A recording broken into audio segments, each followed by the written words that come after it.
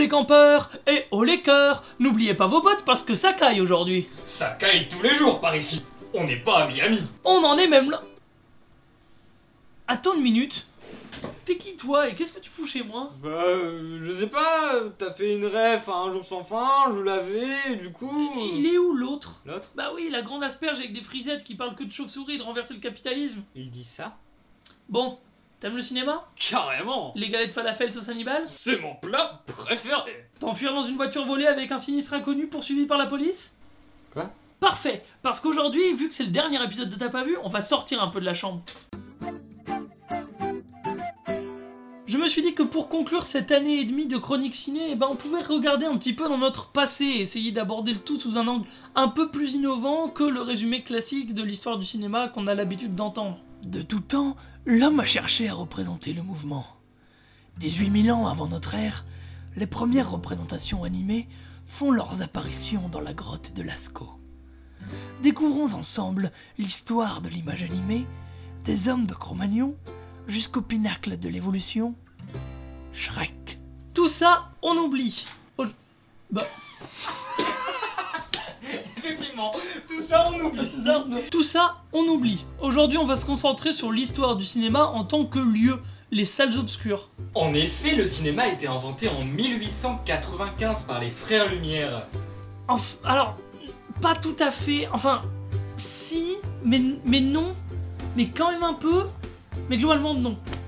En fait, dire que les frères Lumière ont inventé le cinéma, c'est un raccourci un peu facile et chauvin. En fait, en France, on aime bien se faire mousser en disant que c'est deux petits gars bien de chez nous qui ont inventé la caméra dans leur garage, et du coup on crée des écoles à leur nom et tout ça, mais quand on parle de l'inventeur du cinéma, on parle du cinéma en tant que technologie, en tant qu'art ou en tant que lieu de culture. Pour ce qui est de la technologie, on cite souvent Thomas Edison comme étant l'inventeur de l'image animée enregistrée. Et en effet, c'est lui avec ses techniciens Laurie Dixon et William Hayes qui va déposer un brevet pour la première caméra de l'histoire, le kinétographe, qui va enregistrer ces images sur des celluloïdes qui eux ont été développés par John Carbutt. Ces films sont ensuite visionnés sur un autre appareil qu'on appelle le kinétoscope, et c'est ainsi qu'en 1891, c'est un public uniquement composé de femmes qui va assister bouche bée au premier film de l'histoire. Attention, ça va aller très vite. Pour l'art du cinéma, c'est-à-dire la cinématographie avec ses outils et ses codes. C'est vachement difficile à dater avec précision parce qu'en fait c'est une accumulation d'expérimentations qui vont marcher ou pas, qui crée la grammaire qu'on connaît aujourd'hui. Alors la transition entre un cinéma forain et un cinéma qui essaie d'exprimer quelque chose, chacun la place un peu où il veut, mais en général on s'accorde à dire que cette démarche a commencé au début des années 1900. Et pour finir, c'est effectivement les frères Lumière qui ont inventé le cinéma en tant que lieu de projection et de partage d'une œuvre culturelle en inventant une caméra qui projette également. Donc ils ont organisé des projections à partir de mars 1895, d'abord gratuite puis ensuite payante à partir du mois de décembre, et c'est également Louis Lumière qui le premier a eu l'idée de faire un film de fiction avec l'arroseur arrosé. Les deux bonhommes étant régulièrement en villégiature à La Ciotat, c'est tout naturellement que la plus ancienne salle de cinéma de France encore en activité se trouve dans cette ville.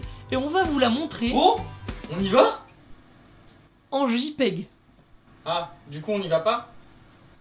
Bah je sais pas, t'as les 488 € nécessaires, un aller-retour en train d'ici à La Ciotat, ainsi que les 143 € de chambre et les 35 € de nourriture, tout ça pour tourner 3 plans devant une porte. La Ciotat, c'est que des belles plages, berceau de la pétanque et du cinéma. La Ciotat, c'est vraiment trop sympa. Une autre salle de cinéma française, antique et très connue, c'est tout simplement la salle du Gaumont Palace qui se tenait en plein cœur de Paris de 1909 à 1973.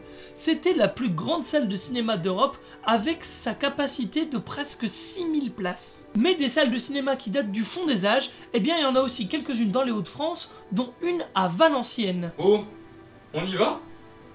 Bah je sais pas, t'as les 0 € nécessaires à traverser la rue et marcher 5 minutes? Ouais, grave. Nous voici devant le cinéma Le Palace de Valenciennes. C'est un cinéma qui a été ouvert tout début du XXe siècle parce que en fait à la fin du XIXe, le cinéma était encore un art forain et donc un art itinérant. Voilà, c'était des séances temporaires.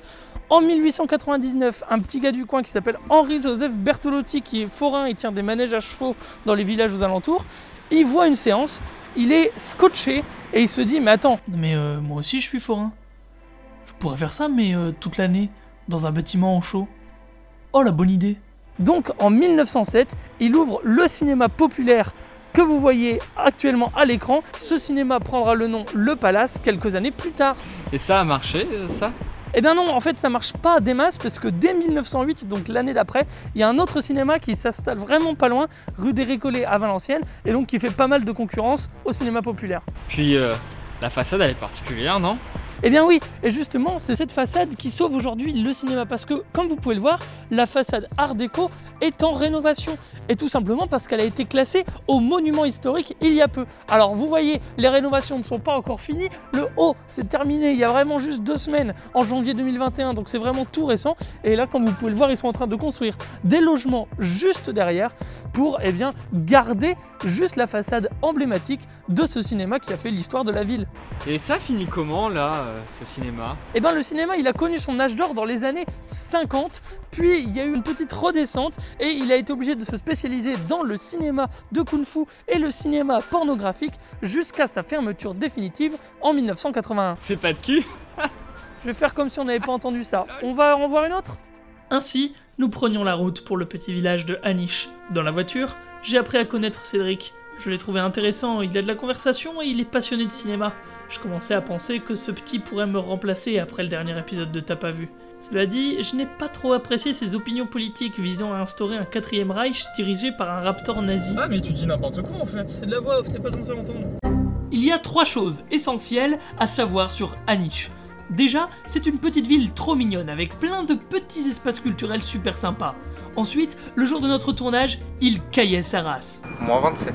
Et enfin, il y a là-bas un kebab super bon, mais qui ne sert pas de galette falafel sauce Hannibal le dimanche après 13h30. Et comme on a mangé à 13h31, eh bien Cédric n'a eu que des frites comme une grosse victime. Mais surtout, à Aniche, il y a l'Idéal Cinéma Jacques Tati. Nous sommes actuellement devant la salle l'Idéal Cinéma Jacques Tati à Aniche dans le Nord. C'est une salle de cinéma qui a ouvert ses portes en 1905, ce qui en fait l'une des plus anciennes salles de cinéma des Hauts-de-France.